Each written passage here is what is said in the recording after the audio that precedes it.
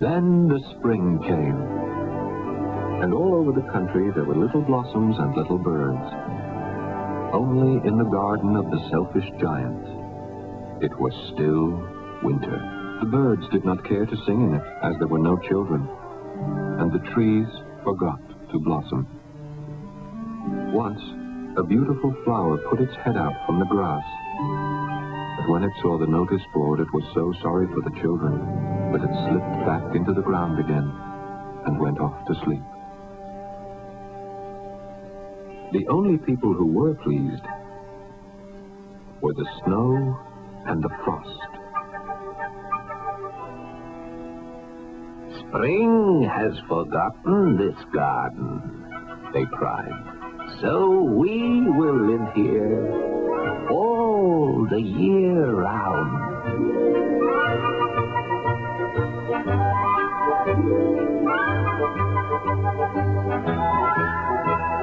The snow covered up the grass with her great white cloak.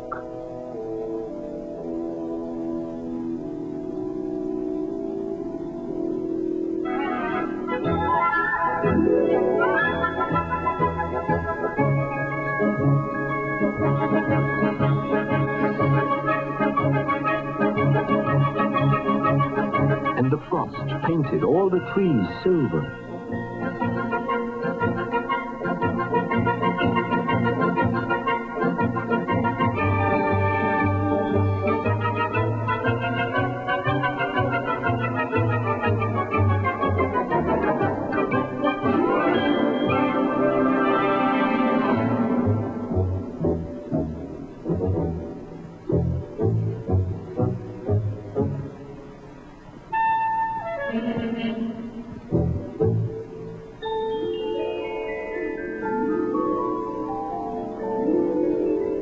Then they invited the north wind to stay with them.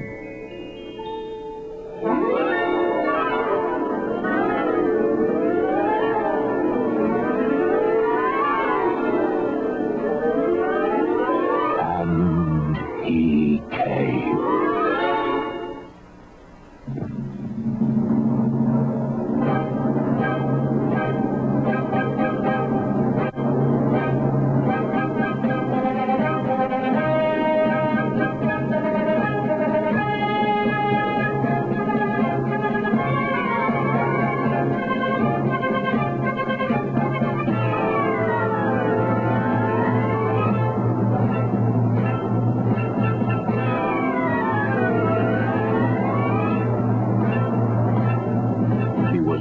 In furs, and he roared all day about the garden, and blew the chimney pots down.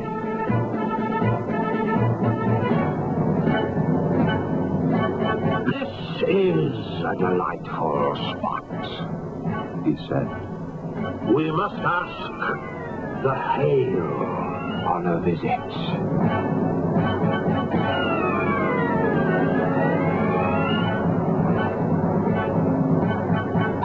So the hail came.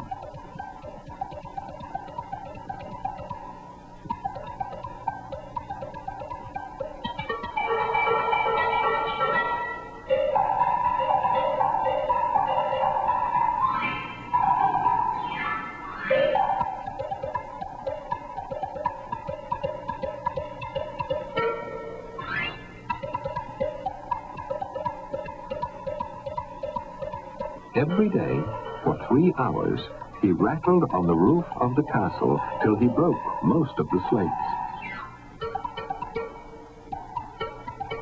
And then he ran round and round the garden as fast as he could go.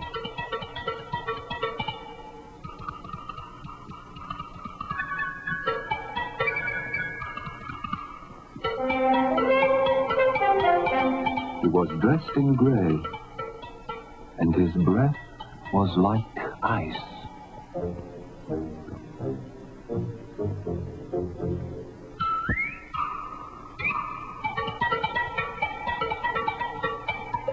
I cannot understand why the spring is so late in coming, said the selfish giant as he sat at the window and looked out at his cold, white garden. I hope there will be a change in the weather. But the spring never came, nor the summer.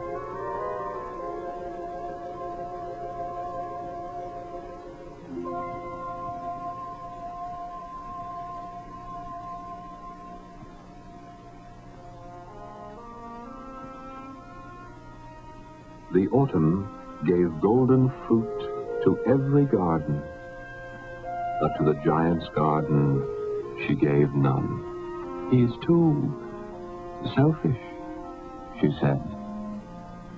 So it was always winter there.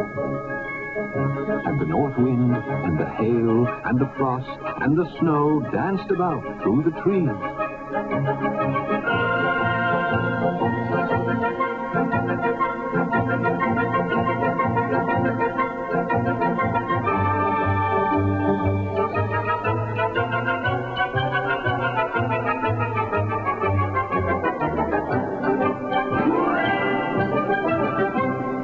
One morning, the giant was lying awake in bed when he heard some lovely music.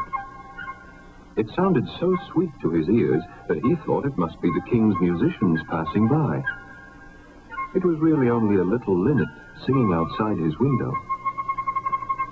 But it was so long since he had heard a bird sing in his garden that it seemed to him to be the most beautiful music in the world. Then the hail stopped dancing over his head, and the north wind ceased roaring, and a delicious perfume came to him through the open casement. I believe the spring has come at last, said the giant. And he jumped out of bed and looked out. What did he see? He saw a most wonderful sight. Through a little hole in the wall, the children had crept in, and they were sitting in the branches of the trees. In every tree that he could see, there was a little child. And the trees were so glad to have the children back again that they had covered themselves with blossoms and were waving their arms gently above the children's heads. The birds were flying about and twittering with delight, and the flowers were looking up through the green grass and laughing.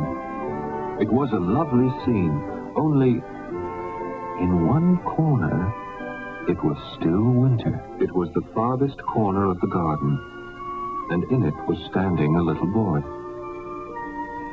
He was so small that he could not reach up to the branches of the tree, and he was wandering all around it, crying bitterly.